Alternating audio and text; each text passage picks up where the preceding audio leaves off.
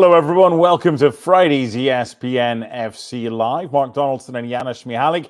Janusz, it's title race weekend, and we're only at the start of February. We're talking Germany, and we're talking Spain. Bayer Leverkusen against Bayern Munich, and Real Madrid against Girona. So there's no point in football being played after this week because we'll know everything. How are you? I am doing well. Yeah, those are two games of the weekend. Although you tell me that I should watch. Well, of course I watch Barcelona. Who are they playing? I forget. Yeah, Granada, Sunday, 3:00 ESPN Plus. Yes. I will watch Granada actually. Two Polish players there just came over. So one may be suspended or injured. So I don't know if I'll watch it. Let's get on to the bigger things, which is of course Bayer Leverkusen against Munich. Yeah. And who did you say that little game? Real Madrid and Girona.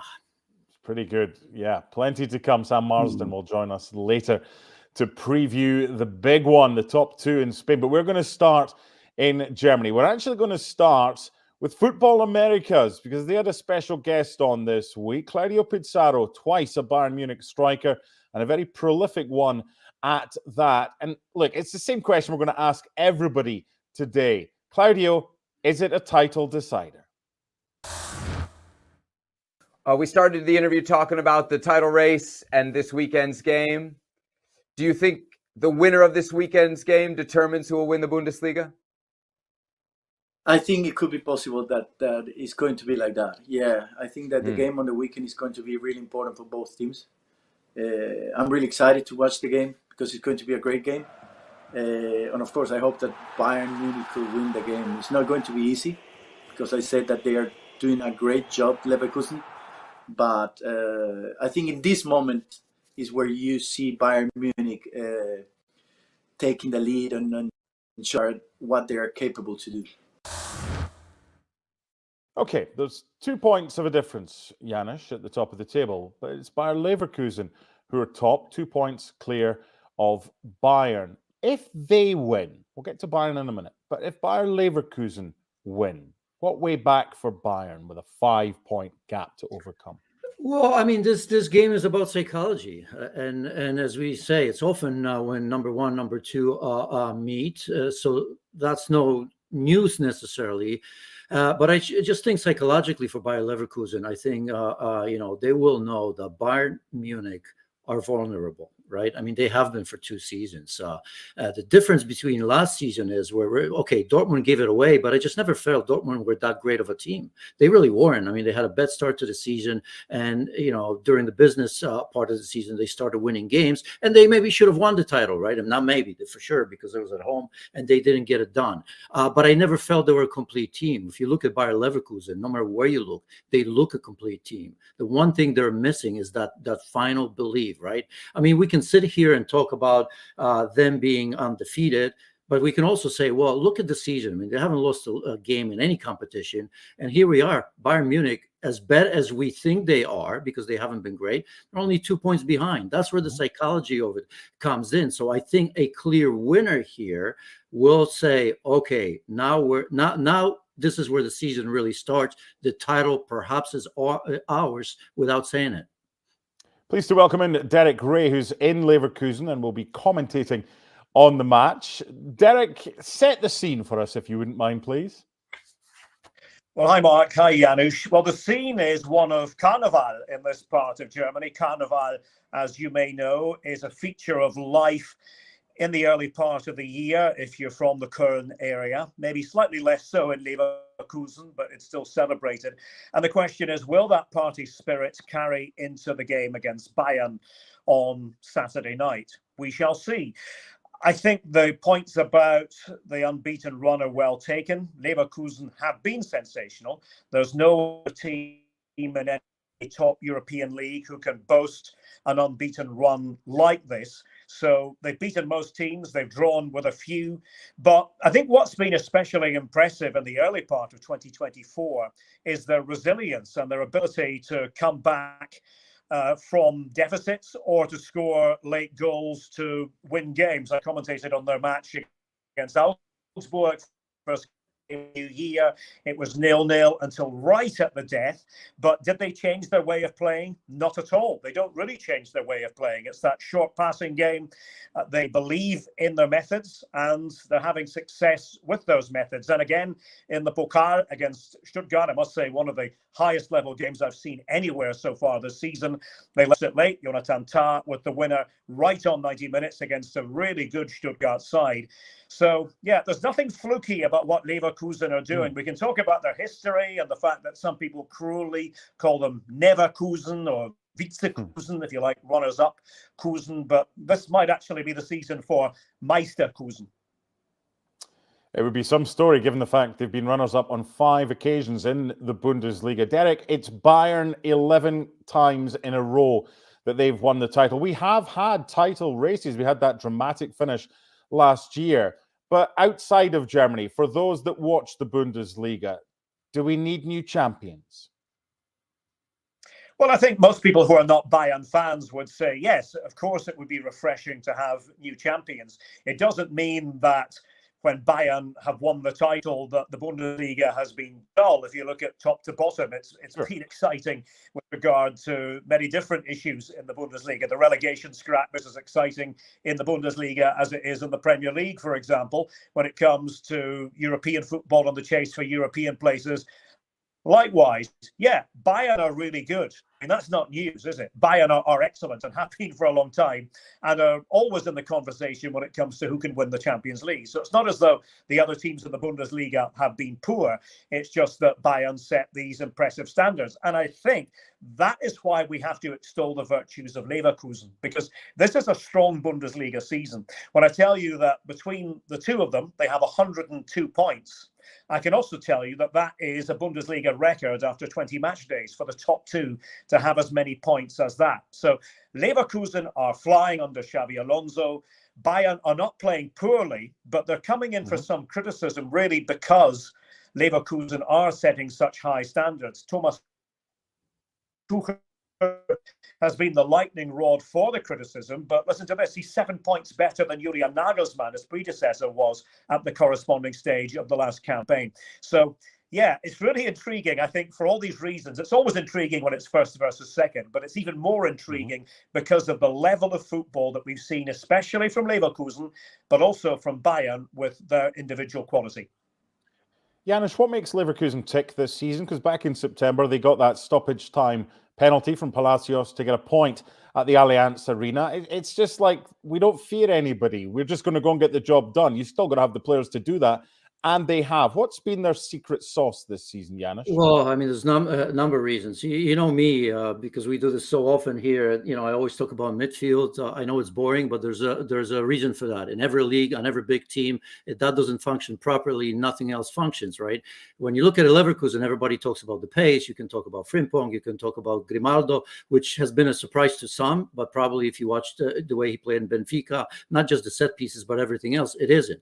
However, I think Bayer Leverkusen are very balanced, and that, you know, those little interchanging passes open up everything else because their transition is a little bit different, I think. I mean, it's a true and pure counterattack with pace and, you know, maybe 2 or 3 passes, but it starts in the midfield. Very often when you go in transition or on the counter, it does happen in the wide areas because you have, or in front because you have a pacey players. They're well balanced. They're defensively the best team in the Bundesliga.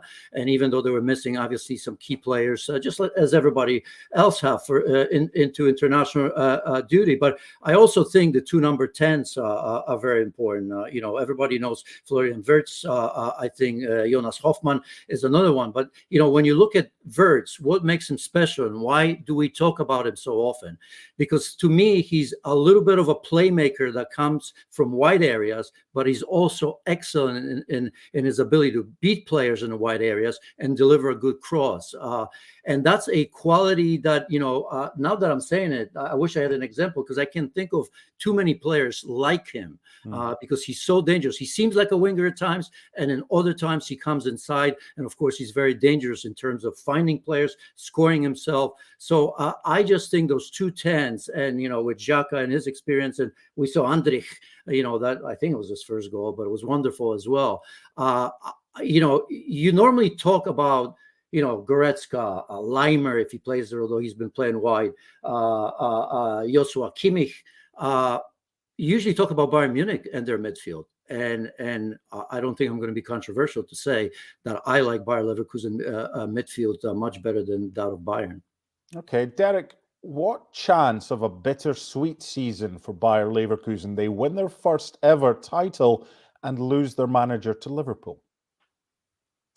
You'd have to think that is a possibility. Xabi Alonso, it's no secret, is somebody who's much coveted by some of the biggest clubs in Europe. And the question is, really, what does he want to do? A lot of it falls in his lap.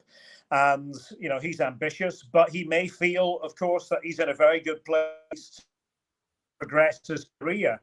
Those big clubs aren't going anywhere. If you're a good manager and you are wanted, then, what's the rush? What's the rush to suddenly go to this club or that club? Maybe, if you look at Liverpool, there's more of a rush because, there is a vacancy there, and Jurgen Klopp was in place there for a long, long time. And perhaps whoever takes over the reins there will also be there for a few years. But, if Leverkusen win the title, make no mistake, Bayern, who by definition will have lost in the title race, will be looking for a new coach. So we'll see. But I think he's very level-headed and he's immensely likable, Xabi Alonso. That's the one thing you'd have to say. I mean, I've never come across anybody in this football world, and it can be a bit of a bitter world and a cynical world. I've never come across anybody who said, "Oh, that Xabi Alonso, what a nasty bit of work that is. Can't stand that guy." He just radiates niceness. And, so I think he chose the right address in Leverkusen. And the thing about this squad is, if it stays together, and there's every reason to believe that it will for the most part, you could imagine that this is a squad with the potential to do damage in the Champions League next season. Sure. So he does have a lot to think about. And sometimes it's better to wait for that big moment as a coach and not just dive in with both feet. Final question before we get to predictions. I'm going to start with you, Derek, and Janusz, you can piggyback on the back of it. Is this the type of game that Bayern brought Harry Kane to the club for, in addition to Champions League matches, Derek? Well, no doubt about it. It's that sort of high-level game that Harry Kane usually thrives on and gets great motivation from in terms of wanting to excel. And, he's spoken at length about really enjoying life here in Germany, about enjoying the different venues, the better atmosphere. I think most people objectively would say that the atmosphere is better and louder here in Germany than it is in England. And he is really disappointed. I mean, that's the thing about Harry Kane. He's contributed in so many ways, not just with his 24 goals, but by bringing others into it as well with his 5 assists.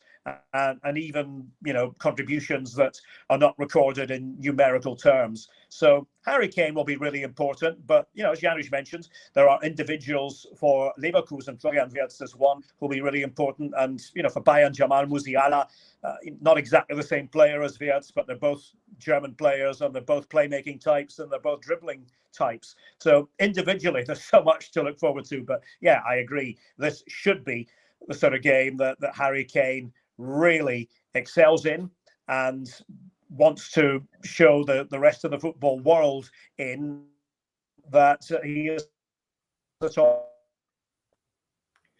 Janusz. And also, there's a big difference. I mean, just mentioning this, the question that you've asked is an obvious one. It's a good one, obviously. And Harry Kane's been an outstanding player for Spurs and for Bayern Munich. But look at the difference when we talk about well-balanced teams and the different.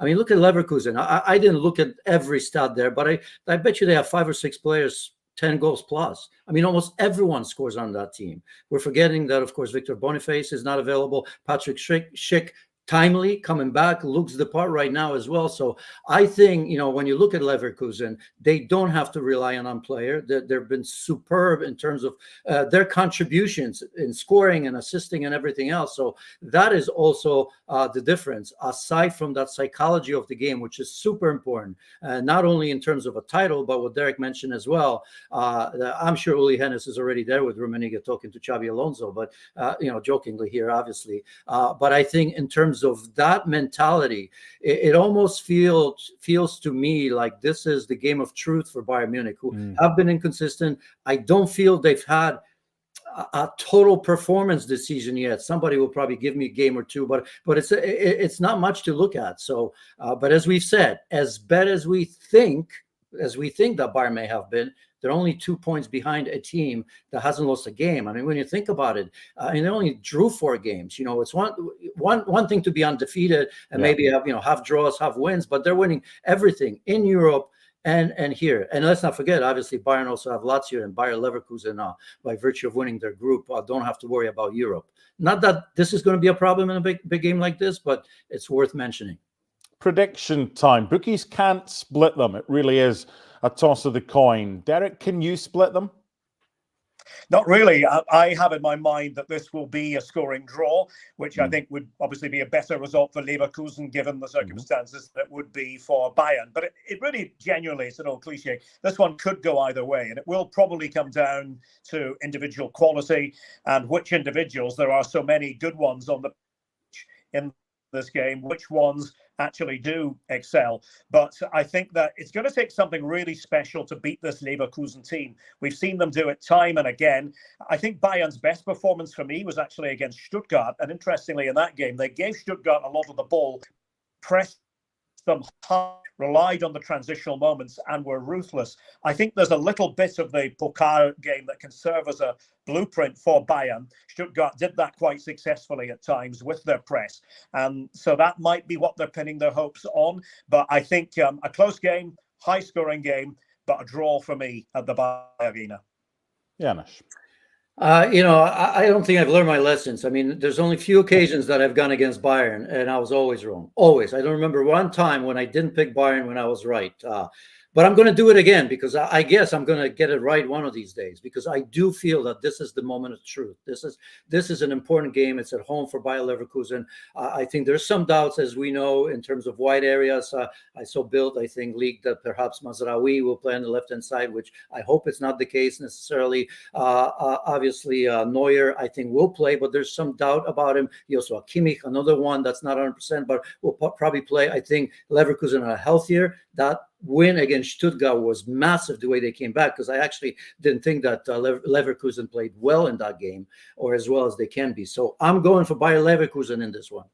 Okay, Derek, have a good call tomorrow, and it's live on ESPN Plus. Thank you for taking time out of your prep, and we will speak to you again soon. And we will hear from Derek tomorrow at Saturday, 12:30 Eastern, 9:30 in the morning out west. It's the big one. It's Bayer Leverkusen top with 52 points, taking on Bayern Munich in second place on 50 points. It's not the only first versus second in Europe this weekend. We've got a huge one in Spain. It's Real Madrid against Girona. Before we welcome in Sam Marsden, I want to have a little listen to Carlo Ancelotti at his pre-game press conference. And of course, the question was asked, is it a title decider, Carlo? Obviamente que gana mañana toma ventaja, pero la Liga sigue siendo muy larga. Yo creo que estamos muy bien, nosotros, el Girona, muy bien posicionado. Creo que el partido de mañana no va a decidir nada de lo que va a ser la Liga en los próximos meses. Va a decir que uno de los dos equipos puede tomar ventaja en frente a los otros. Esto es la cosa más importante. No creo que la Liga se decide mañana, pase lo que pase. Let's start in Madrid with Sam Marsden, who'll be covering the game for ESPN. And I'm going to ask Janusz exactly the same question as Carlo Ancelotti was asked. Title decider for you, or more important for one team than the other? Yeah, I mean, similar to Leverkusen against Bayern, but I just feel that Real Madrid are so much, there is a difference. I like Girona. I like everything about him. I'm going to continue to doubt the fact that experience in the final moments of the season. It may not be here, but I just think Real Madrid, regardless of the result here, are going to see that through. So from that standpoint, I just think that Real Madrid has way, way too much for the rest of the season for this one game to decide the title. Sam, what's your narrative? Yeah, I completely agree. I don't think it's a title decider, but I do feel if Real Madrid win tomorrow to go 5 points clear, that's an absolute huge blow. I mean, they're massive favourites in the title race. I know there's only 2 points in it at the moment. The one hope would be that Girona can, the hope, I guess, for maybe not for Real Madrid fans, but for people hoping that Girona can do it or that we can get an exciting title race, is that Girona at least stay within 2 points tomorrow.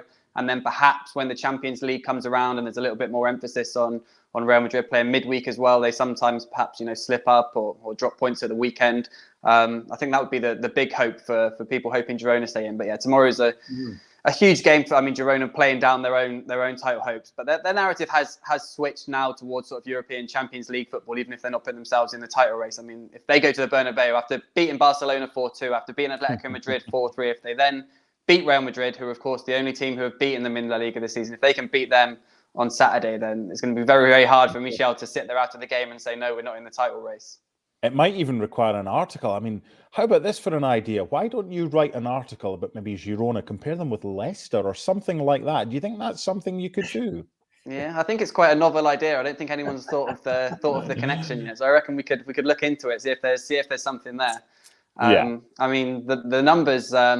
Girona are actually posting much better numbers than Leicester. The problem that they've got is obviously Real Madrid aren't relenting, aren't giving up any points. Madrid themselves have lost just one game this season against Atletico Madrid. They beat Girona when they met earlier in the season.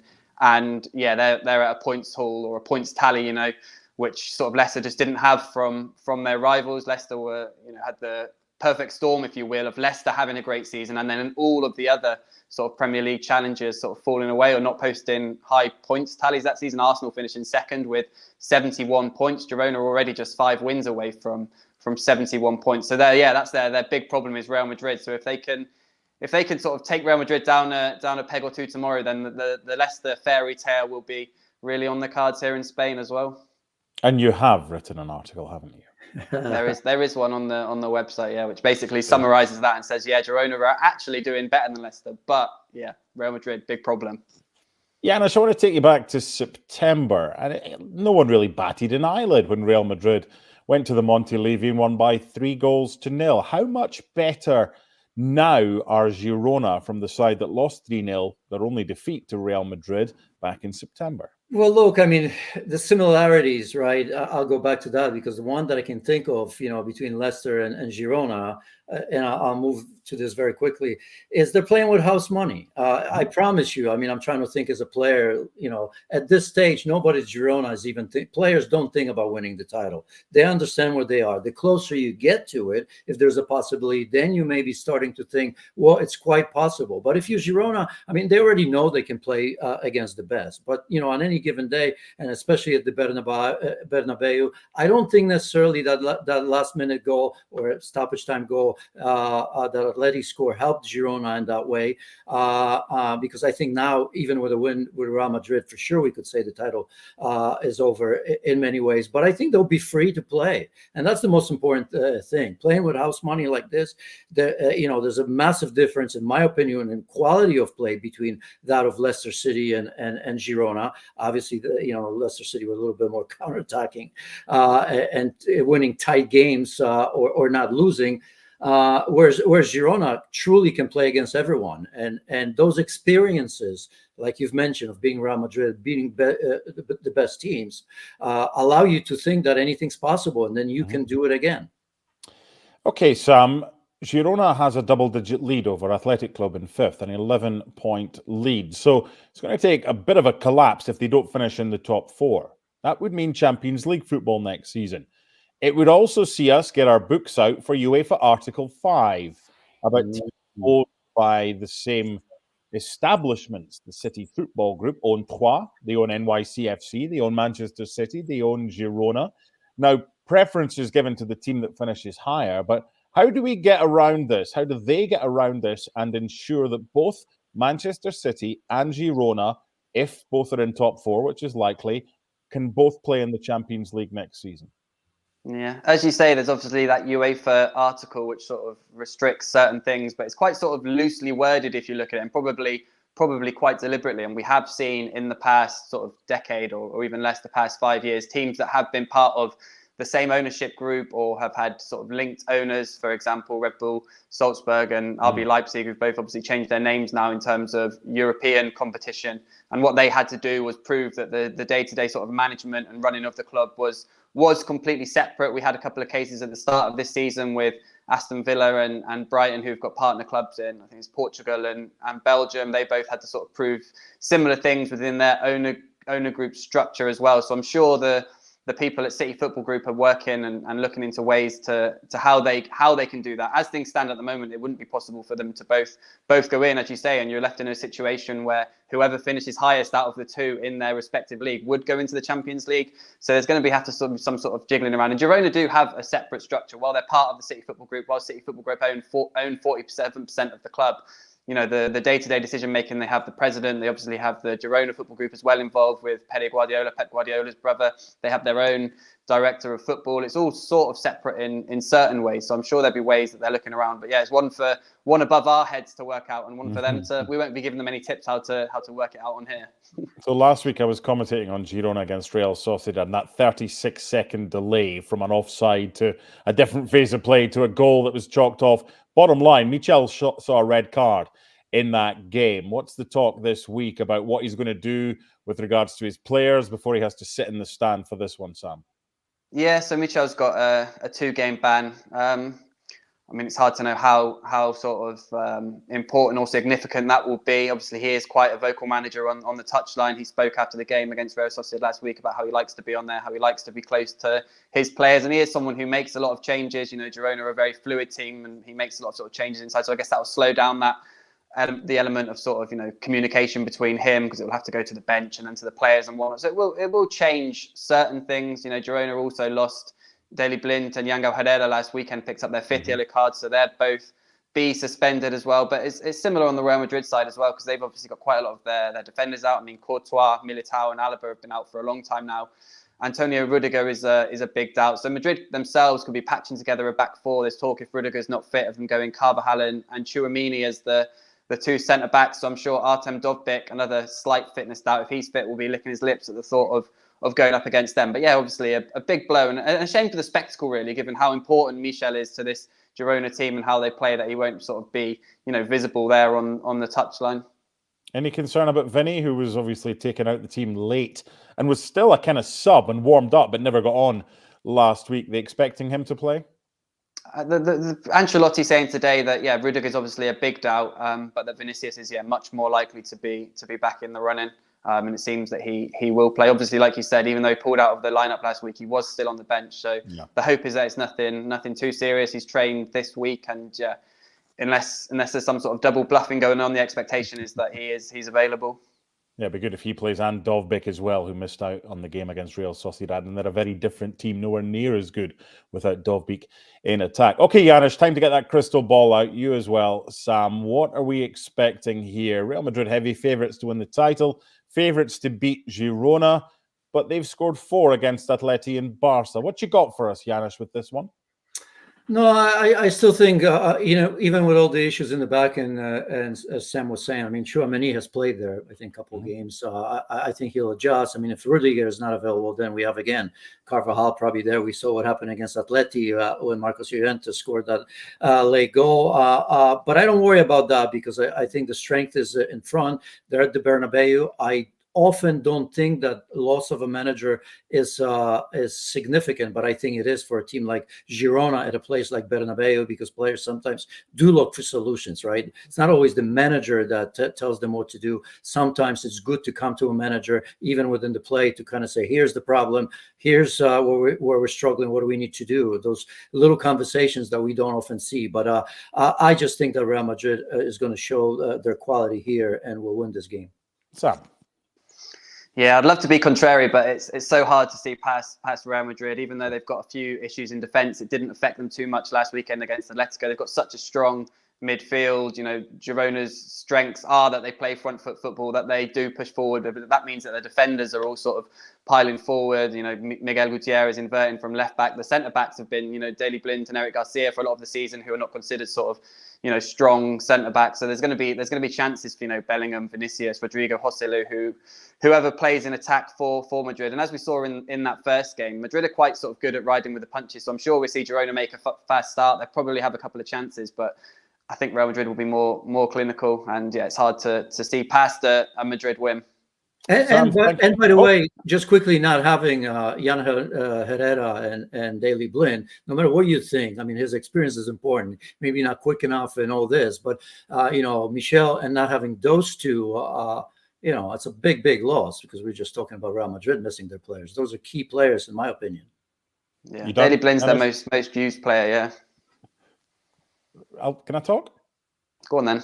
Thank you. I just wanted to say goodbye. That's all. And I wanted to tell everybody where we could see the game in North America and the United States. There you go, on Saturday, 12:30. Right, this is going to require a bit of jiggery-pokery. This is going to require two screens, because you're going to want to watch Bayer Leverkusen against Bayern Munich on ESPN+. You're going to want to watch Real Madrid against Girona as well. So it might be the old multi-screen requirement on Sunday if you want to watch both. They kick off at exactly the same time. Our pre-game coverage from the Bernabeu begins at noon Eastern on Saturday, ahead of Real Madrid, top of the table, against Girona. First against second in Germany, first against second in Spain. My thanks to Sam.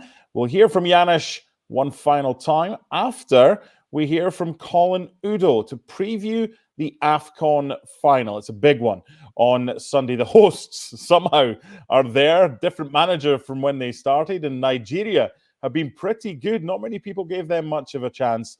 That game is on Sunday. It's the AFCON final. Janusz's prediction shortly. But on the Gab and Jules show yesterday, they were joined by Colin Udo to preview this game. How do you feel about the final? Because Ivory Coast haven't been great at all, but it looked like everything clicked against Congo. It was maybe the best performance of the tournament for them, and obviously they will be at home in that incredible atmosphere. Would you still have Nigeria favorite? You can't kill a ghost, Colin. You cannot kill a ghost. They're already dead. Exactly. They're already dead. So how much deader can they get?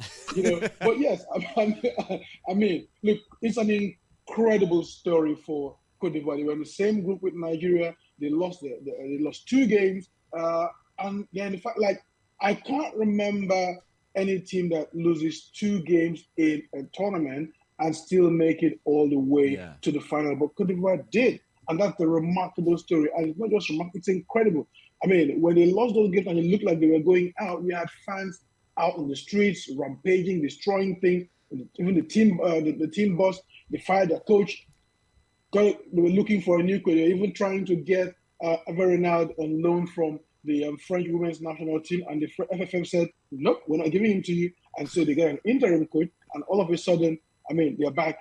They get into the team from the back door as best place, one of the best place finisher. They get a new momentum, riding this wave, and they've taken that all the way to the final. And I did call DRC to get to the semi-final, but I thought that it would be either them or Mali getting to the final. So I still have a bit of something to be proud about in that case. I just did not see Cote d'Ivoire getting to the final. But having got there and riding the momentum of this second life, so to speak, and also having the fans behind them, it's going to be a tough game. But I do think that Nigeria might edge it. Okay, Nigeria for Colin. Ivory Coast haven't won it since 2015. They've won it twice. Nigeria 3 times winners, but not for more than a decade. So there's going to be plenty of celebrations somewhere. Are they going to be at home with the hosts, or are Nigeria and there are millions of supporters all over the world, not just in Africa, going to be celebrating here, Janusz? Listen, I'm just looking forward either way, to the Twitter fight between Nigerians and Ghanaians. I mean, it's the best. It's the best of Twitter. If you haven't checked that out, please do so, especially with Ghana obviously out of the tournament. I'm with the Super Eagles. Richer history, a little bit you've mentioned 2015 for Ivory Coast, I think 2013 last time. But obviously Nigeria runners-up, 3rd place in different African competitions, but in this one in particular as well. It's going to be, I think, Ivory Coast being at home to kind of even things out. They're going to have that support, but my gut feeling tells me that the Super Eagles will take it. Huge weekend, Janusz. Biggest game of all, of course, Airdrieonians against Hearts. It took you, how long have we been on? I was wondering. 35 minutes, 16 seconds. And you did squeeze that in. And by the way, Nations League, Poland, Scotland in the same group. So we're going to have fun. Indeed. Go easy on us, please. Remember, it's the top 2 in Spain, and the top 2 in Germany. Both games with a half-hour build-up on ESPN FC, both games on ESPN Plus. Make sure that for Real Madrid Girona and for Bayer Leverkusen against Bayern Munich, you're able to watch both on the multi-screen, whether it's TV and laptop or phone and whatever. 2 brilliant games. I suppose the biggest annoyance is they're at the same time on Saturday, but they're both live on ESPN Plus. Enjoy your weekend, whether you're watching AFCON or whether you're watching these games or anything else, Premier League in England or La Liga or Bundesliga. There's some brilliant games this weekend, and you can catch all the reaction at ESPN Plus and ESPNFC.com. Bye for now.